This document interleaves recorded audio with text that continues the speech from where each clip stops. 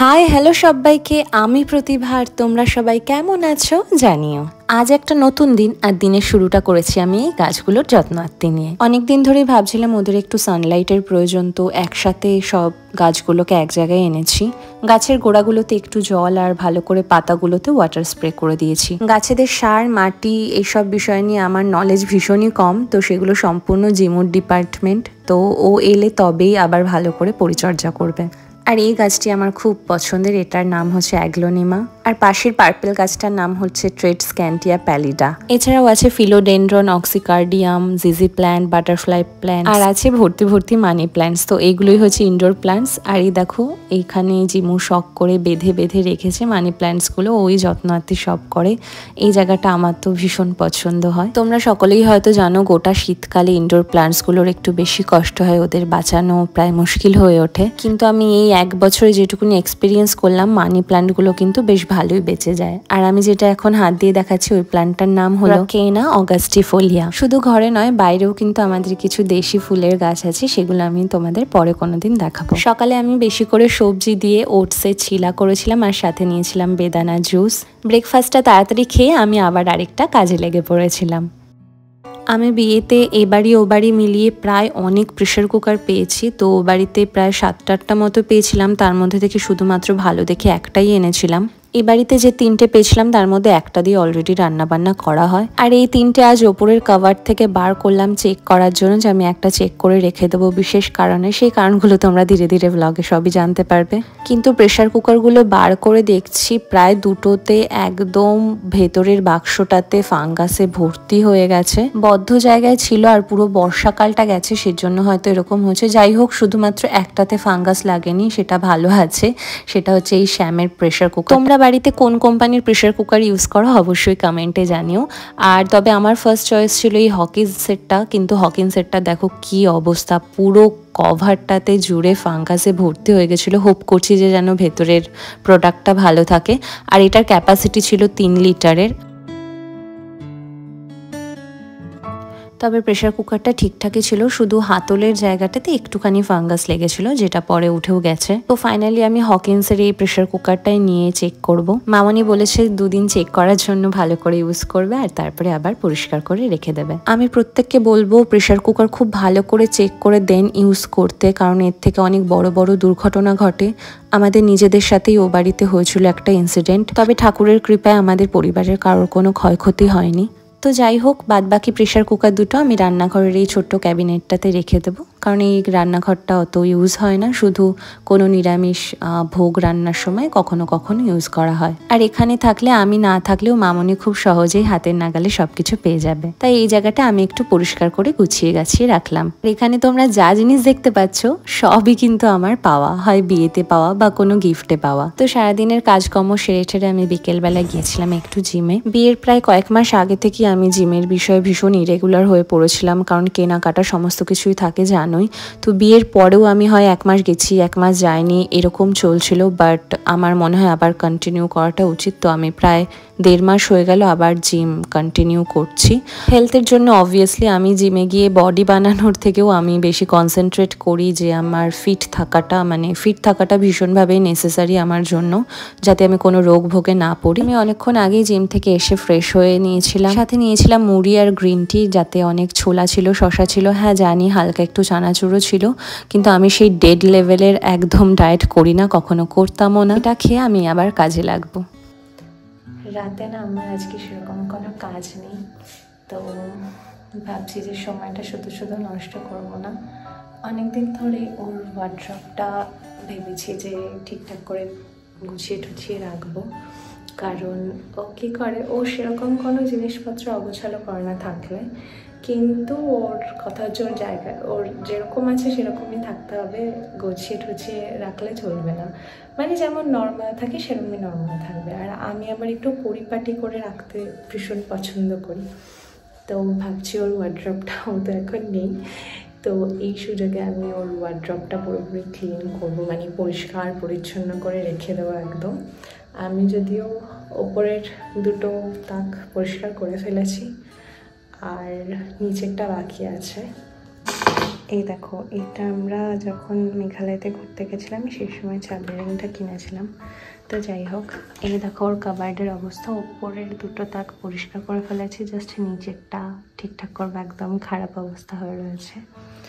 আর ও আস্তে আস্তে না পুরো গরম পড়ে যাবে, তো তখন ওর সোয়েটার টোয়েটার কিচ্ছু দরকার পড়বে না আমার মনে হয়। তো মনে হয় কি সত্যিই পড়বে না। আর তার জন্য আমি ওর এই নিচের তাকে সমস্ত সোয়েটার এগুলো সব রয়েছে, তো সেগুলোই ভাবছি গুছিয়ে টুছিয়ে রাখি সব। মানে পরিষ্কার পরিষ্কার বারবার বলছি, বাট পরিষ্কার নয়, মানে গোছ কাজ করে রাখার কথা বলছি। তো এইভাবে আমি একদম ফুল ফর্মে নেমে পড়েছি ওর সমস্ত কিছু গোছাতে। সব জিনিসপত্র, সোয়েটার থেকে শুরু করে সমস্ত জামা কাপড় আমি একে একে করে গোছাবো আর দেখে নেব। এমনি মোটামুটি সব কিছুই কেচে ধুয়েই রাখা থাকে ভাঁজ করে, তাও যেগুলো অনেক দিন পরা হয় না সেগুলো আমি কেচে ধুয়ে নেব। আর আমি কলিন দিয়ে কিন্তু সমস্ত ওয়ার্ড্রপগুলো পরিষ্কার করি বরাবরই। আর গোছাতে গোছাতে আমি এদিকে শুনছিলাম সানডে সাসপেন্সে একটা গল্প, মায়া কানন। শুধু মির্চি বাংলা নয়, আরও অনেক বাংলা গল্পের যে চ্যানেলগুলো আছে সেখান থেকে আমরা গল্প শুনি। আর আমার যেন এই বাড়িতে এসে আরও বেশি নেশা লেগেছে সমস্ত গল্প শোনার।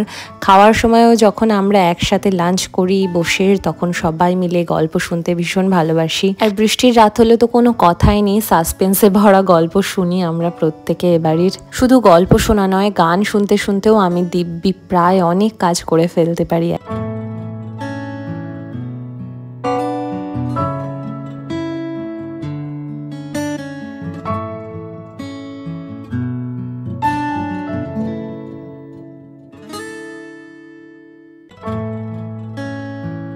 তো চলো, এতক্ষণে শেষ হলো আমার গোছানো। আর আমি সবগুলো ডিভাইড করে নিয়েছি পার্ট পার্ট করে। Sweater, sweat shirt, full sleeve T shirt, half sleeve T shirt, এগুলো সব জায়গায় রেখে দেবো।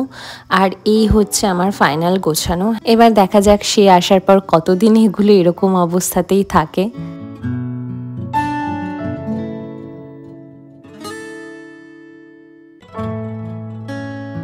এটা হলো তার পরের দিন সন্ধ্যাবেলা।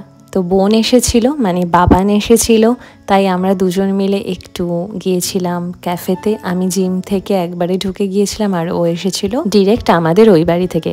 ওর এক্সাম শেষ হয়ে গেছে, তো আমি ওকে বলেছিলাম 2 দিন থাকতে, আর ও শুধু 2 দিনই থেকেছিল। তো আমরা মেনু ডিসাইড করতে করতে চারিদিকটা একটু ক্যাফেটার দেখলাম। আমি এর আগে জোম্যাটোতে অর্ডার দিয়ে এখান থেকে পিৎজা খেয়েছি, আমার ঠিকঠাক লেগেছে, বাট আজকে একদম প্র্যাকটিক্যালি এলাম। এই ক্যাফেটা অনেকদিন আগেই ওপেন হয়েছে, আর এটার লোকেশন হচ্ছে রানাঘাট ব্রজবালা গার্লস হাই স্কুলের পাশের যে গলি, সেই গলি দিয়ে গিয়েই একদম বাহাতে, যার নাম হলো রেস্ট্রো কোয়ালিয়া। খুবই ছোট স্পেসের মধ্যে ক্যাফেটা খুলেছে, আর তার অ্যাম্বিয়েন্সটা আমার ভালোই লেগেছে। খুব একেবারে হাইফাই কিছুও নয়, বাট খুবই কোজি। কলেজ গোয়িং স্টুডেন্টসদের জন্য একদমই ঠিকঠাক।